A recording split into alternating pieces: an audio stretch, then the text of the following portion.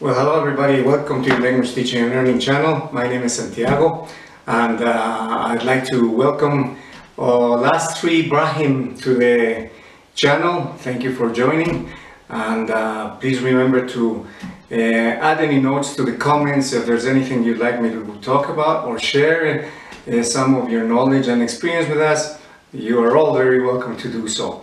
If you haven't subscribed to the channel yet, please do so as soon as possible, and don't forget to put a like, especially if you enjoyed the video. We've been talking about writing now. The last two videos, the first video we talked about sentences, how to get the students to write sentences correctly, especially paying attention to punctuation. Okay, and then the last video we talked about the next step, which is a paragraph. Having the students learn how to write a paragraph. And the easiest way is for them to make them see it as a paragraph is just a group of sentences about one specific topic. Okay, as we mentioned, it's not as simple as that. You know, you also need an introductory and a topic sentence and a conclusion, but basically that's the basic idea. You don't want to get them too confused or too overwhelmed with what they have to do, right? And we mentioned, obviously, this is a process, so you need to start from the basics, and that's why the sentences first. And then once you get into the paragraph, okay, teach the students, as I mentioned, it's only a group of sentences about a specific topic. And this is the perfect chance in which you can confirm and make sure that the students are really learning their basic structures and their basic sentence structure, for example, and the tenses.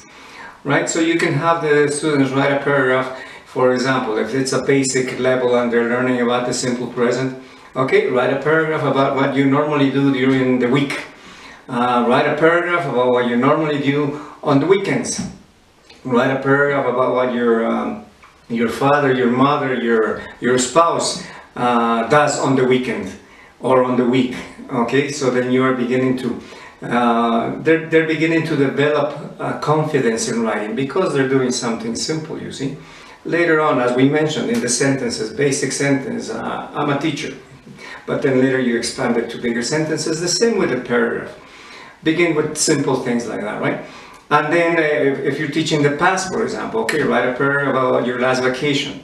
Write a paragraph about what you did on the weekend, and so on. If you're doing progressive, present progressive, write a paragraph about what you and your classmates are doing right now, and so on. Now, this is the perfect time in which to make sure the students understand what a paragraph really is about, how important it is to have good sentence structure, okay? And also you can take advantage of this time to make sure that there is not a lot of cultural influence in the writing. We will talk about that later in the next video, but one of the things that we have here, for example, in the case of Latin speakers, we usually tend to put a lot of information that is really not related to the topic. Okay, so this is a cultural aspect, and this is something that we can check at the beginning. When they're beginning to write a paragraph, perfect, now they know how to write a paragraph without putting extra information that is not necessary or not important. Right, so this is important. Then we, get into the topics.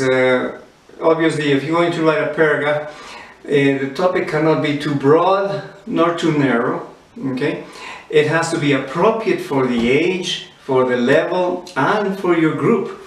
So all these things need to be taken into account. But unfortunately, what we teachers do, and I know I've done it at least a couple of times, we tend to make our lives a little bit more difficult. And what do I mean by that? For example, sometimes, okay, next week I'm going to teach writing to the students, so I need to think of really nice topics that they're going to love to write about. And so the day before or the night before, I spend all afternoon and evening and maybe into the wee hours of the night planning on topics of what the students are going to write about. And the next day, you walk into class and you're all excited. Okay, this is what we're going to write about in this class. And all the students are going, oh God, I hate that topic, or I don't like it, I don't agree with it. We spent a lot of time thinking about it, when in reality what we should have done was get the information from them. And how do I do that? Okay, the first days of class, depending on if you're working in a school or even in an institute, first hour or so, I always have what we call in business needs assessment, okay, or a needs analysis. So in business, that's, I studied a little bit of business sometime, and they taught us that whenever you get into a new business, you're analyzing it, you need to have a needs analysis from the employees and so on and so on. So I started considering the classes as a small business, okay, this is a small company, so I needs analysis. What does that mean? I need to have knowledge on what the students like. Okay, so typical questions on the needs analysis would be, for example, do you like music? What kind of music do you like? Do you have any hobbies? What kind of hobbies do you have? What do you like to do in your free time? Okay, and from this, what do you like to talk about? What are interesting topics to you? And from this, first days of class, you make a general list of topics that the whole class is interested about, and then individual topics for each person. Okay, and then you don't need to spend your time, oh, I wonder what my students are going to like. No, forget it, you already have that information. So you see, you save a lot of time. It also teaches students to be more responsible, especially when you're working in a school, because what happened, and this is the experience I had in a school, I did the needs analysis, and I had a quiz once, and in this case, I had an individual, actually it was a writing and a speaking quiz, and I gave the students their own topics that they had mentioned in the needs analysis, right? And after the tests, I had a few students come and complain to me, and they said, oh, teacher, how could you give me such a difficult topic? And I go, I asked you if that's, what you want to talk about, what you know. And you mentioned that, so don't blame it on me, it's on you. And they said, oh, but I didn't really pay any attention to that. I wasn't really serious. I'm sorry, but... So that teaches them to be a little bit more responsible, right? Then we get into the process. Again, you need to have enough background in order to write about any topic, right? So there should be some kind of debate or conversation in the class before they actually have to write the topic about it, okay? Now, there's also the process, okay? The process is, normally we ask the students, or the students think, oh, I just sit down and write. No, there has to be a process, right? If you already have enough background, the first thing you need to do, and teach the students to do this, is they need to brainstorm, okay? And in the brainstorming phase, okay, all they need to do is just sit down and write whatever comes to their minds about that topic, okay? And teach them to do that. Don't worry about whatever comes to your mind, just write it.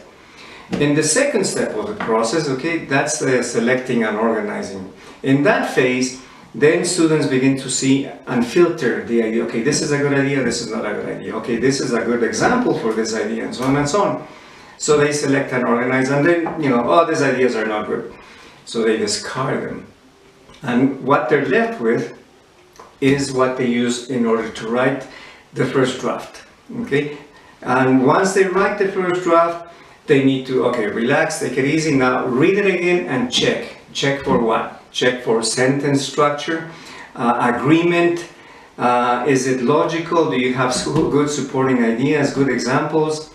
Okay, and grammar, spelling, punctuation, and everything else.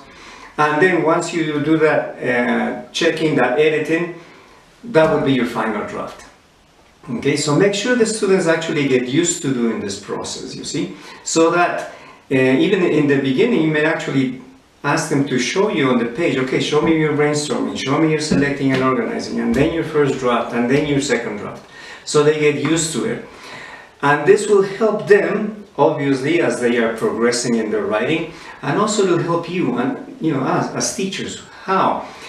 If in the beginning they know how to write a good sentence, okay, then when it comes to a paragraph, they will write a better paragraph than somebody who doesn't know how to write a good sentence, you see. I've seen paragraphs, like, remember I showed you before, just writing, and there's no periods. There's only commas and commas, a whole paragraph and no periods. So things like that, okay, if you manage to get the students to understand things like that from the beginning, it'll be easier for you as you continue to grade, and in the next step especially, right, when you write essays, right? So if when the students are learning to write a paragraph, and in the paragraph, you know, they include sentences that are not related to the topic, when they get to the essay, they will be writing whole paragraphs that are completely unrelated. You see, this is why it's important to manage and fix these problems in the beginning when they start. Okay, so I hope you have benefited from this video, and I look forward to seeing you next week when we'll be finishing our talk about writing. Thank you very much and have a good week.